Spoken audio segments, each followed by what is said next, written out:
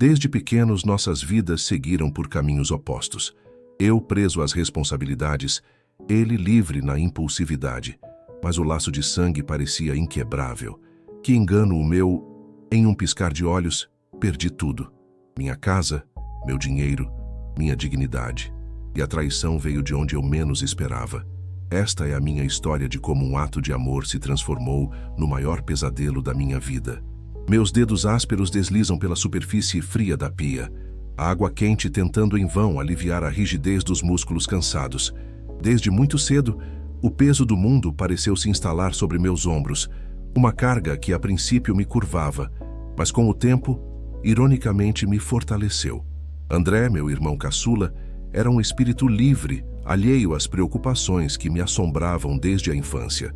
Enquanto eu me desdobrava para ajudar nossa mãe, consumida por uma doença implacável, ele colecionava aventuras e dívidas com a mesma desenvoltura.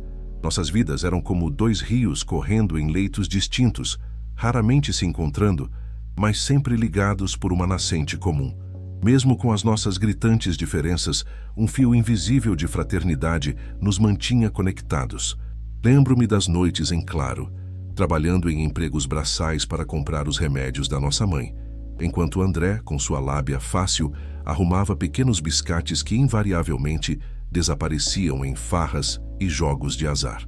Eu sentia raiva, confesso, da sua irresponsabilidade, mas no fundo existia uma ponta de inveja da sua despreocupação, da forma como ele parecia flutuar pela vida sem se deixar afogar pelas dificuldades.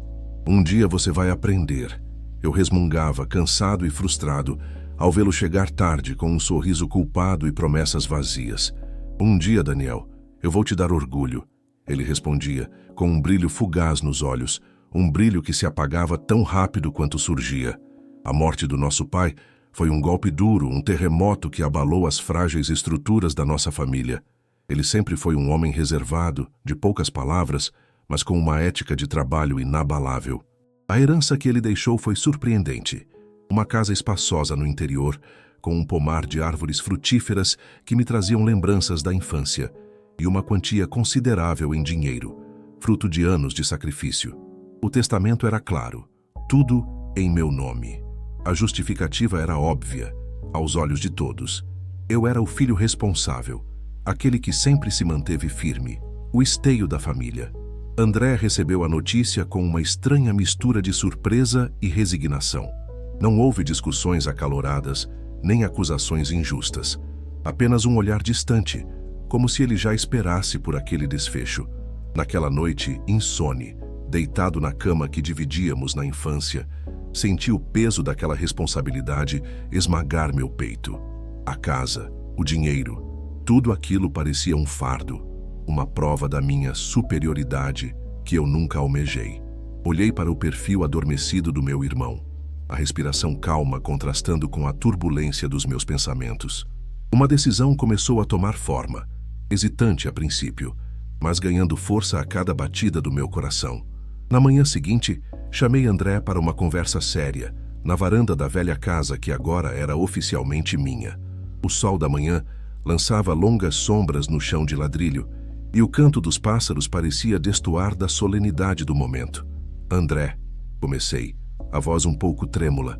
O pai deixou tudo para mim. Ele assentiu, sem me olhar nos olhos. Eu sei, murmurou. Mas eu não acho justo. Continuei tentando encontrar as palavras certas. Nós somos irmãos, passamos por tanta coisa juntos. Eu decidi dividir tudo com você. A casa será nossa e o dinheiro também. Vi um choque percorrer o rosto dele, os olhos antes fixos no chão agora grudados nos meus, incrédulos. Você tá falando sério, Daniel? Ele perguntou, a voz rouca de emoção. Assenti com um sorriso hesitante. Queria acreditar que aquela era a coisa certa a fazer, que aquela demonstração de confiança seria o ponto de inflexão na vida do meu irmão. Queria acreditar que pela primeira vez ele teria a chance de construir algo sólido, de se livrar da sombra da irresponsabilidade. Eu acredito em você, André, eu disse tentando transmitir toda a sinceridade que sentia naquele momento. Eu acredito que você pode mudar. Ele me abraçou com força, um abraço apertado e silencioso que parecia conter uma gratidão profunda. Naquele instante, uma ponta de otimismo floresceu em meu coração. Talvez, apenas talvez, as coisas pudessem ser diferentes a partir dali. Dividimos o dinheiro exatamente ao meio, sem reservas, sem segundas intenções da minha parte. Propus vendermos a casa no interior e comprarmos algo menor, mais prático para nós dois na cidade. Mas André insistiu em manter a propriedade. Podemos alugar, Daniel. Ele argumentou com um entusiasmo que eu não via há anos. Vai ser uma fonte de renda extra. Concordei, um pouco hesitante, mas disposto a confiar na sua iniciativa recém-descoberta. Ele parecia tão determinado, tão cheio de planos. Era difícil não se contagiar por aquela energia. Com a parte do dinheiro que lhe cabia, André decidiu abrir uma empresa. É a minha chance, Daniel, ele me dizia, os olhos brilhando de ambição. Vou mostrar para todo mundo que eu não sou um vagabundo. Os sócios que ele escolheu, no entanto, me causavam certa apreensão. Eram figuras sombrias, com um olhar esquivo e um histórico nebuloso nos negócios. Tentei alertá-lo, expressei minhas dúvidas, mas ele estava irredutível. Você só está sendo pessimista, Daniel. Ele retrucava impaciente. Preciso arriscar para vencer. O que eu não sabia era a extensão da sua ousadia. Sem minha permissão, sem meu conhecimento, meu nome foi usado como avalista em uma série de empréstimos bancários para a empresa. Assinaturas foram falsificadas com uma precisão assustadora. Documentos foram manipulados com uma frieza calculada. Eu vivia minha rotina de trabalho, cuidando da minha mãe, alheio à bomba-relógio que estava prestes a explodir na minha vida.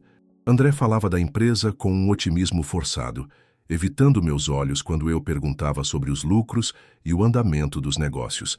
Havia um nervosismo palpável em seu comportamento que eu ingenuamente atribuía ao medo de falhar. A notícia chegou como um raio em céu azul. Uma notificação judicial fria e impessoal, detalhando dívidas astronômicas em meu nome referentes aos empréstimos da empresa de André. Fui chamado ao banco, confrontado com documentos que traziam minha assinatura, uma assinatura que eu jamais havia feito. A realidade me atingiu com a força de um soco no estômago. Eu havia sido traído, da pior forma possível, pela pessoa em quem eu mais confiava. O mundo ao meu redor começou a desmoronar. A casa no interior foi a primeira a ir, levada pelos leiloeiros com uma rapidez cruel. Minhas contas bancárias foram bloqueadas, me deixando sem um tostão sequer. Fui demitido do meu emprego, a reputação manchada pelas acusações de fraude. Amigos se afastaram sussurrando pelas minhas costas, julgando-me sem sequer me dar a chance de explicar. Tentei desesperadamente entrar em contato com André. Liguei inúmeras vezes para o seu celular, mandei mensagens, procurei seus amigos em comum.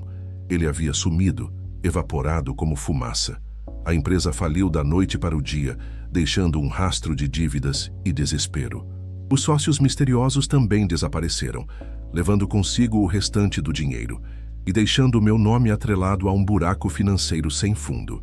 Eu estava sozinho, desamparado, vivendo de favor na casa de um velho conhecido, a humilhação corroendo minha alma a cada dia.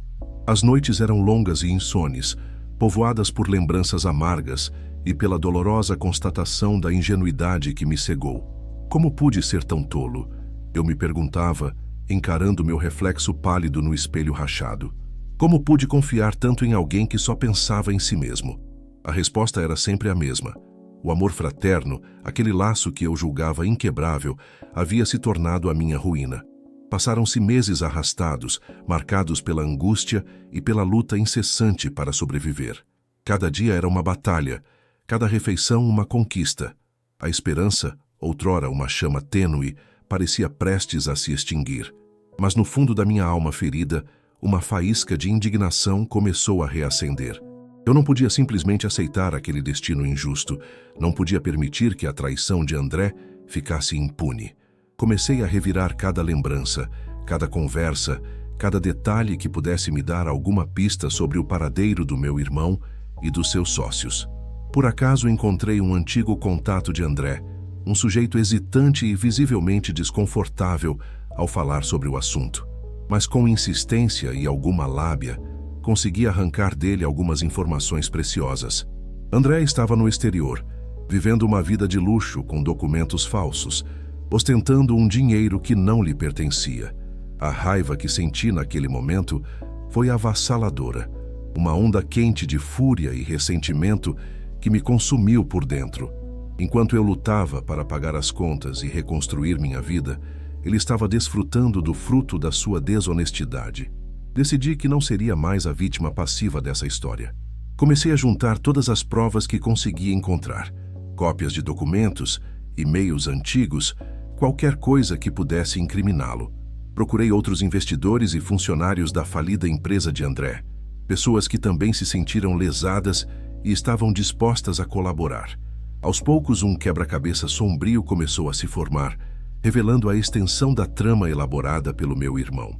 Por uma dessas ironias cruéis do destino, conheci uma jornalista investigativa em um evento beneficente para vítimas de fraude financeira. Contei a minha história, sem omitir nenhum detalhe, expondo minha vulnerabilidade e a dor da traição. Ela se interessou pelo caso, viu o potencial dramático da narrativa e decidiu me ajudar. Com a sua experiência e seus contatos, conseguimos dar visibilidade à minha história, denunciando publicamente as ações de André. A pressão midiática surtiu efeito. A Polícia Internacional foi acionada, e após meses de investigação, André foi localizado e preso no exterior. O processo de extradição foi longo e burocrático, mas finalmente a justiça começou a se mover. No tribunal, a verdade veio à tona com uma clareza dolorosa. As provas que eu havia reunido, aliadas às reportagens da jornalista, foram irrefutáveis. As falsificações foram comprovadas, os desvios de dinheiro detalhados, a traição exposta em toda a sua crueldade. Fui inocentado de todas as acusações. Meu nome limpo perante a lei e a sociedade. Mas a vitória judicial não trouxe o alívio que eu esperava. A cicatriz da traição permanecia aberta, latejando em minha alma. Dias depois da sentença, recebi uma carta de André, uma carta curta escrita à mão em um papel amarelado. As palavras eram poucas, mas carregadas de um peso imenso. Você me deu tudo, Daniel, e eu destruí. Não peço seu perdão, sei que não mereço. Só espero que você consiga viver melhor sem mim. Aquele bilhete me deixou um nó na garganta, uma mistura de tristeza e um estranho sentimento de pena. Decidi ir visitá-lo na prisão. Queria vê-lo, pela última vez talvez, e entender, se é que isso era possível, o que o havia levado a tamanha crueldade. O cárcere era um lugar sombrio e opressor, com grades frias e rostos desesperançosos. André estava magro, com olheiras profundas e um olhar vazio. Ele não me encarou no início, a vergonha estampada em cada linha do seu corpo. Eu não sei o que dizer, Daniel, ele murmurou, a voz embargada. Eu estraguei tudo. A sua vida, a minha. Permanecemos em silêncio por alguns instantes, o peso das nossas palavras não ditas pairando no ar. Por que, André? Eu finalmente perguntei, a voz quase um sussurro. Por que você fez isso? Ele suspirou, um som longo e sofrido. Eu sempre quis ter o que você tinha. A sua responsabilidade, a sua força, mas eu não sou como você, Daniel. Eu tentei pegar um atalho e acabei me perdendo. A conversa durou pouco. Não houve lágrimas, nem acusações raivosas. Apenas o reconhecimento amargo de um abismo que se abriu entre nós, talvez para sempre. Ao me despedir, senti um aperto no coração, uma ponta de compaixão por aquele irmão que escolheu o caminho da desonestidade e da autodestruição. Saí da prisão em silêncio, a mente inundada de pensamentos confusos. O perdão. Seria possível perdoar uma traição tão profunda? A dor que ele me causou era real, as perdas irreparáveis. Mas ao mesmo tempo, eu sabia que carregar aquele rancor seria como beber veneno, esperando que o outro morresse. Perder tudo o que eu tinha sido terrível, a pior experiência da minha vida. Mas, no fundo, eu sabia que havia algo ainda pior, ter me tornado o tipo de homem que meu irmão escolheu ser. E essa certeza, de alguma forma, me trazia uma paz estranha e hesitante.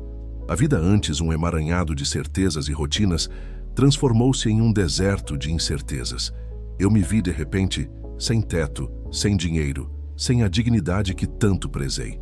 A casa do meu amigo, um refúgio temporário, era um lembrete constante da minha queda. Cada manhã, ao acordar, A luz do sol que entrava pela janela parecia zombar da escuridão que se instalara em minha alma. A humilhação era um fardo pesado, mas a dor da traição, essa era a que mais me corroía.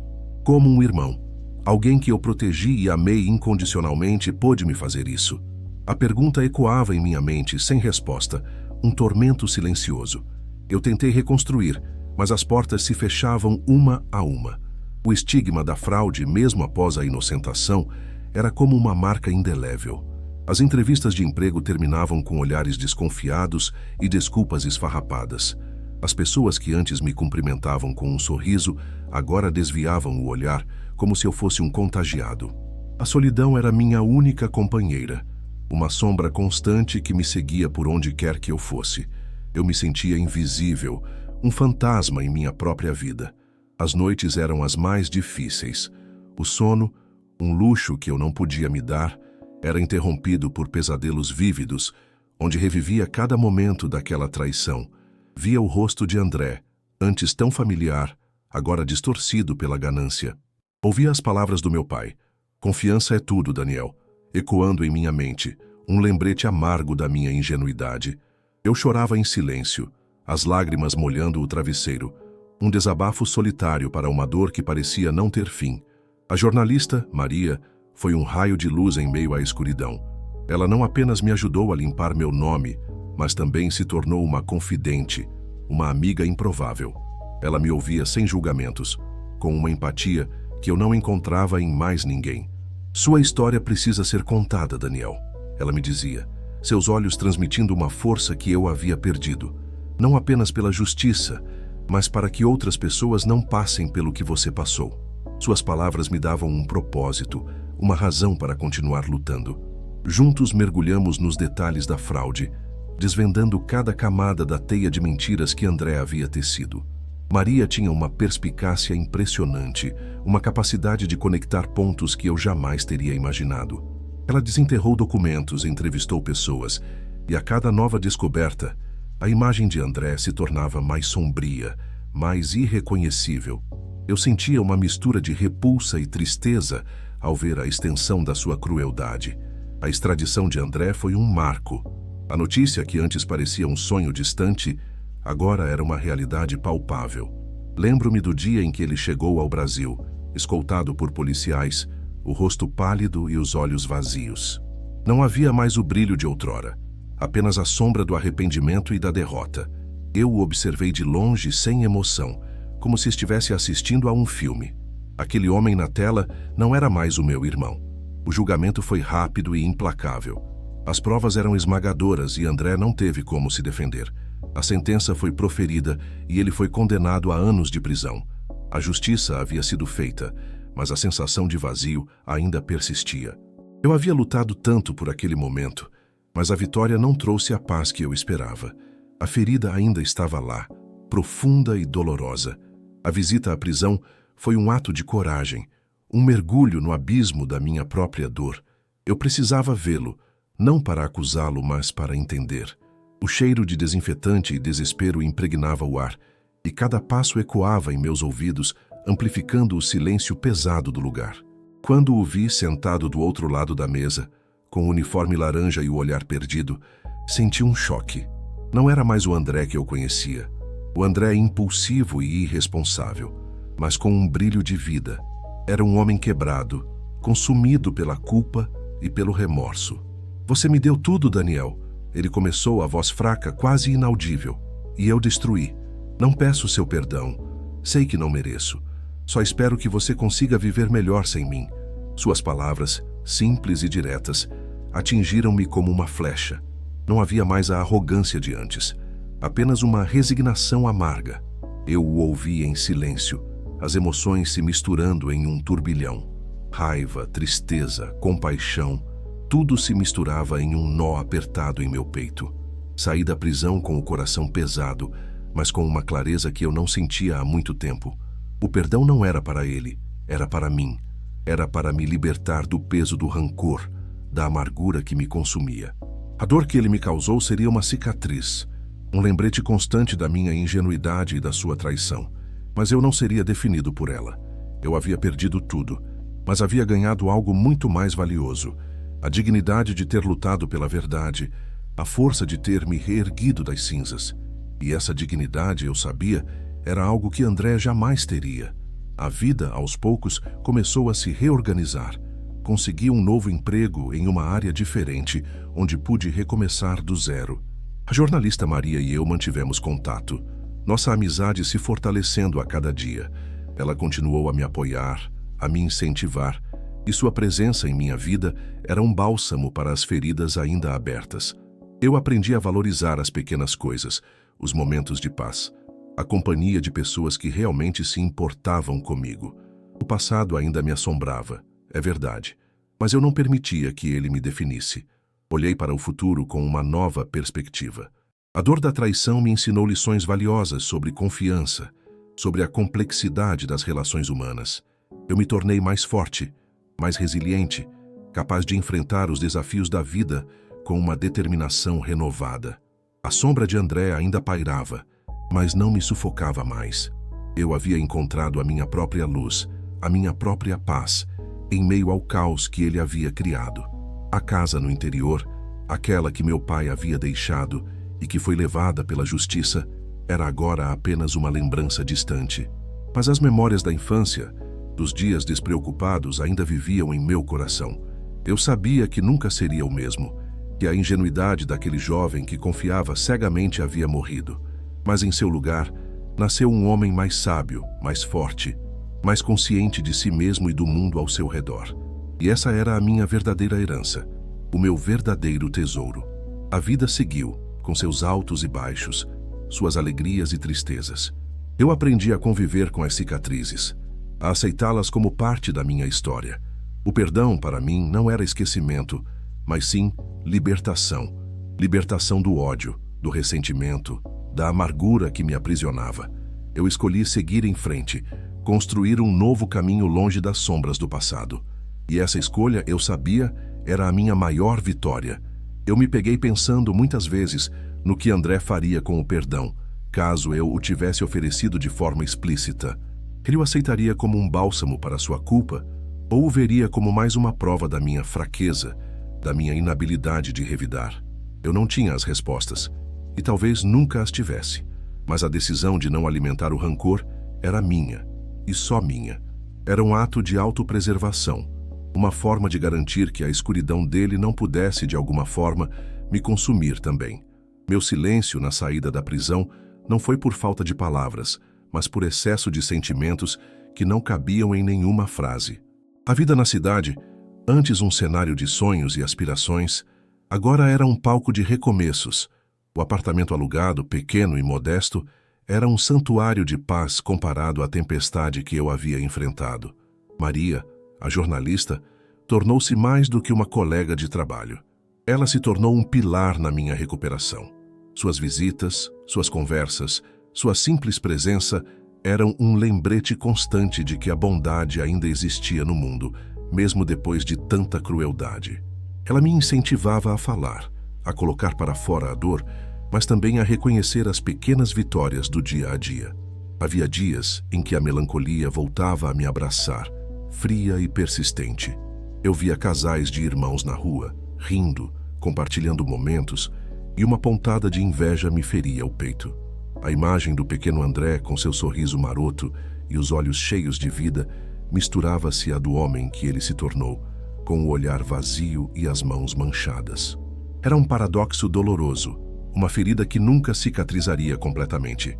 Mas com o tempo, a dor aguda se transformou em uma tristeza mais branda, um luto pelo que um dia fomos e pelo que poderíamos ter sido. O trabalho, antes uma fonte de estresse e preocupação, tornou-se um refúgio. Eu me dedicava com afinco, buscando na rotina uma forma de organizar meus pensamentos e minhas emoções. Cada projeto concluído, cada meta alcançada, era uma pequena vitória contra a adversidade. Eu sentia que estava reconstruindo não apenas minha vida profissional, mas também minha autoestima, minha crença na minha própria capacidade. E, de alguma forma, isso era uma forma de justiça que nenhuma corte poderia me dar. O que sobrou de mim, depois de tudo, foi a essência, despojado de bens materiais, de certas ilusões, Eu me vi nu diante da vida e percebi que a verdadeira riqueza não estava no dinheiro ou nas propriedades, mas na integridade, na lealdade aos meus princípios. Essa revelação, embora dolorosa, foi libertadora. Eu não tinha mais nada a perder e tudo a ganhar. Essa perspectiva me deu uma coragem que eu não sabia que possuía. Às vezes, me pegava observando as pessoas na rua, imaginando suas histórias, seus próprios dramas e alegrias. O mundo continuava a girar indiferente à minha dor, e essa percepção, de alguma forma, me trazia uma sensação de pertencimento.